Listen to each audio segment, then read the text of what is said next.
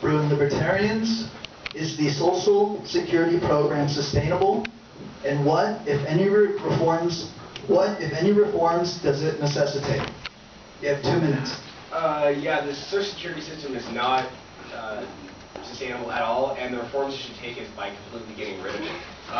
First of all, it causes poverty. I mean, when you have people who are starting off working, or who, let's say, they're in the low-income group, they have money taken out of their paycheck every single time to go pay for their retirement, which eventually they're probably not even be able to take out of because it's so unsustainable. Where that money could be used to increase their human capital, maybe go to get an education or trade school to end up making more money.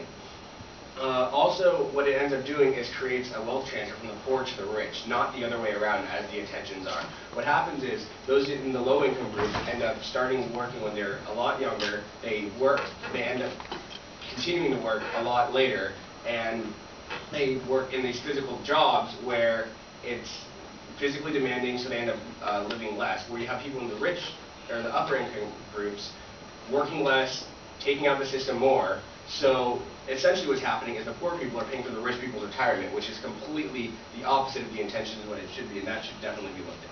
Thank you. Thank you, Bruin Libertarians. Okay, Bruin Republicans, you have 2 minutes.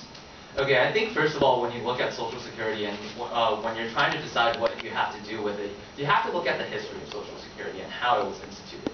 Social Security was born in an old industrial era beyond the living memory of most Americans today. It's long overdue for major change. And not just another legislative stopgap that postpones the day of reckoning. We need comprehensive reform, and we need it soon. Because in its current form, Social Security is unstable. We spent $1.3 trillion on it during the past fiscal year. You have 10,000 Americans retiring every single day. And as such, it's headed for insolvency by 2033. So it's not that far off.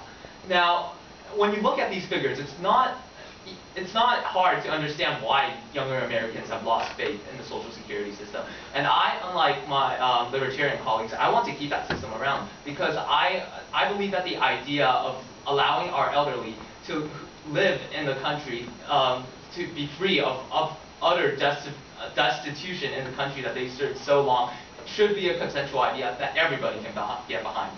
Now, to restore public trust in our system, we have to be committed to setting it on a sound fiscal basis so that it'll stay around. We have to give controls to the workers over their investments and, of course, a sound return on their investments. You might have heard this referred to as privatization, and in a way it kind of is. It lets the worker decide what to do with his or her money instead of the government. It lets the worker decide where to put that money and when the worker is going to get it. So I trust the American people to do this. I believe in them to do what they think is best for their own money, what they think is best for their own futures. And when you look at these privatized systems, they've worked wonderfully in countries like Sweden, like Chile, like the UK, and yeah. Okay, time. Thank you, Bruin Republicans. Okay, Bruin Democrats, you have 2 minutes. Social Security is sustainable and does not need any reforms. There was a reform law passed in 1983 that foresaw and accounted for the retirement of the baby boomers and the increase in life expectancy. At the moment, Social Security is running a $3 trillion surplus and can pay out benefits for the next quarter century without any changes. And even then, in 2037, it'll still have 75% being able to pay. We do not have to raise the retirement age because life expectancy has increased for 2 reasons. First, life expectancy has gone up from less infant mortality and more people just living to old age, not that they're living longer. And secondly, the increase in life expectancy has gone mostly to the upper half of workers, making any increase in retirement age disproportionately affect the poor.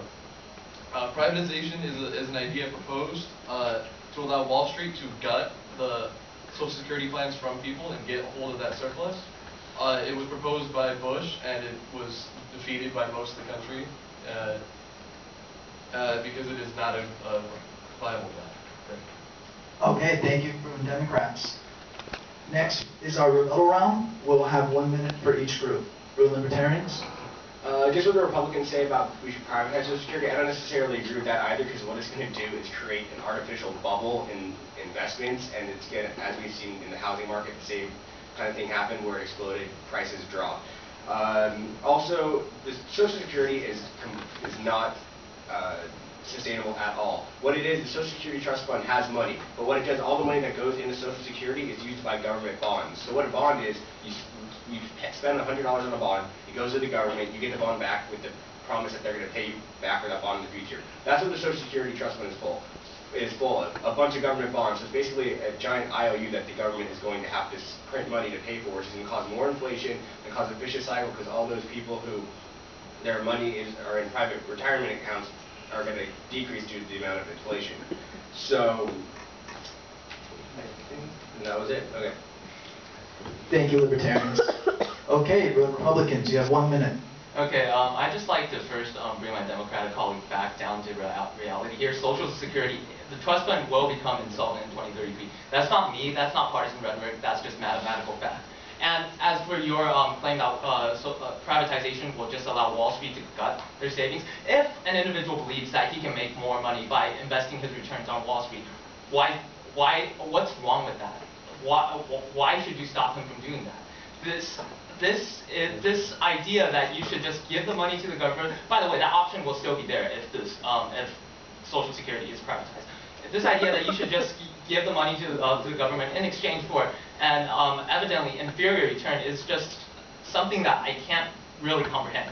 Now, when Social Security was when you look at Western Europe, when you look at their failure to adapt to the change in the demographics, it made for a rude economic awakening, one that I really don't want to see happen here in the States. Thank you, Bruin. Republicans. Okay, Democrats, your response? Okay, I would like to first agree with the Libertarians when they said that privatization would cause a bubble that would eventually pop, ruining everyone's Social Security, which is what happened if it was privatized. Also, we have also, getting at the other point the Libertarians made, we have never defaulted on our debt. The Treasury bonds are stable. We've never defaulted, so it's not a bunch of IOUs. That's how the money works. That's in the trust fund. The trust fund is fine. It has a surplus right now. Thank you. Okay, thank you for the Democrats. Okay, that concludes our round of questioning. I think we're going to have a special bonus round where we're going to have 2 minutes for each group to ask questions. Do our group organizers want to chime in? Iran's nuclear program, I think Omar requested that we skip it. I think we're going to lay off on the cross-examination at this point because it's we're hitting that time in the debate where I think we should probably just put an end to it. I really appreciate all of you guys turning up, all of these groups here, being here and participating. I have been very fascinated with the fact that there's a lot more agreement here among people our age than there is in Washington, D.C. or in Sacramento. So maybe if everyone here got elected, we'd be able to get more stuff done. On that note, I just want to thank Professor Lohman again for coming out here, taking the time out of her evening.